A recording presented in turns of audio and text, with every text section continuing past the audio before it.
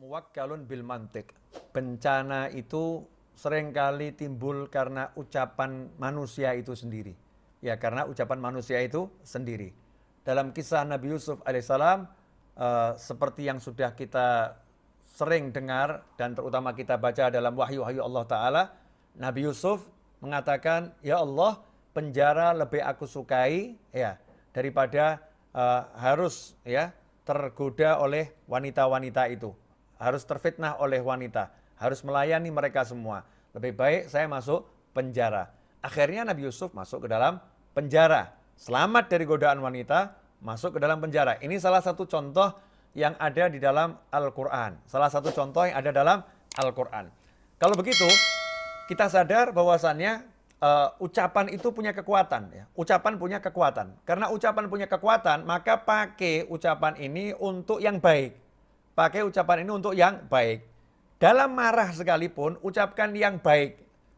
Dulu, ayah saya, ibu saya, kakek nenek saya, para habaib, ya, para kiai, orang-orang tua terdahulu ngajarin, kalau kamu lagi marah sama anakmu, jangan pernah mengucapkan kalimat yang buruk. Sehingga ada ajaran ya di kalangan para habaib dan para kiai, para ulama, kalau lagi marah sama anak, itu suruh mengucapkannya Allah yahdik, Allah yahdik. Semoga Allah berimu hidayah, semoga Allah berimu hidayah.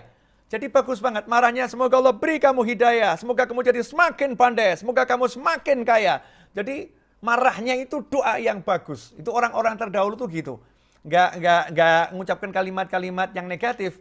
Nah, makanya kita harus belajar ngomong yang baik. Sabda Nabi Muhammad SAW, siapa beriman kepada Allah dan hari akhir, fal yakul khairon aw liyasmut.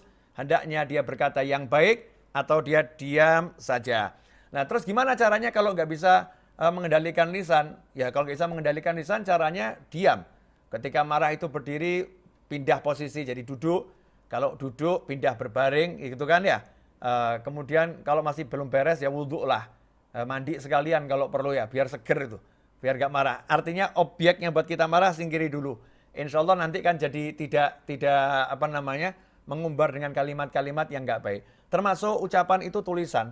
Mulutnya diam tapi di WhatsApp-nya nulis. Kamu begini ya sama saja itu. Itu sama saja. Karena ini sebetulnya kan ungkapan hati ya. Ini ungkapan hati. Karena itu hati-hati ikhwani rahimakumullah. Jaga lisan kita, tiru ulama-ulama terdahulu, tiru orang-orang soleh terdahulu. Walaupun dalam keadaan marah, ngucapnya yang baik. Semoga Allah beri kamu hidayah. Ya, semoga kamu semakin kaya. Oh, itu ada orang yang menipu orang ya. Ada orang yang menipu orang atau mencuri barangnya orang. Kita masih ingat Sayyidina Abdullah bin Mas'ud radhiyallahu taala anhu ketika di pasar barangnya dicuri. Ada pencuri mencuri barang Sayyidina Abdullah bin Mas'ud radhiyallahu taala anhu. Pencuri ini ya, ngambil barangnya. Lari pencurinya. Sayyidina Abdullah bin Mas'ud itu angkat tangan doa. Doa angkat tangan. Ya Allah, ya. Kalau dia mencuri karena memang butuh, kepepet, ya nggak punya apa-apa, kepepet, kalau nggak makan dia mati, dia mencuri karena itu, ya Allah jadikan hartaku yang dia curi halal dan berkah untuknya. Masya Allah. Tapi kalau dia mencuri karena terjeruk, karena dia berani kepadamu melanggar perintahmu, ya Allah, ya perintah untuk tidak mencuri, larangan mencuri dia langgar, maka ya Rabb ampuni dosa-dosanya ya Rabb. Ampuni dia ya Allah. Masya Allah.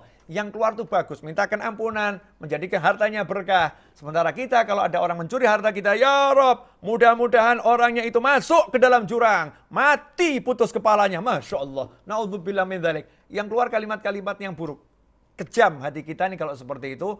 Mari kita hindari, kita jadi orang yang mengucapkan kalimat-kalimat yang baik. Karena orang ketika dizolimi, keluarnya baik, maka ucapan yang baik itu menjadi doa yang diterima oleh Allah Subhanahu wa Ta'ala.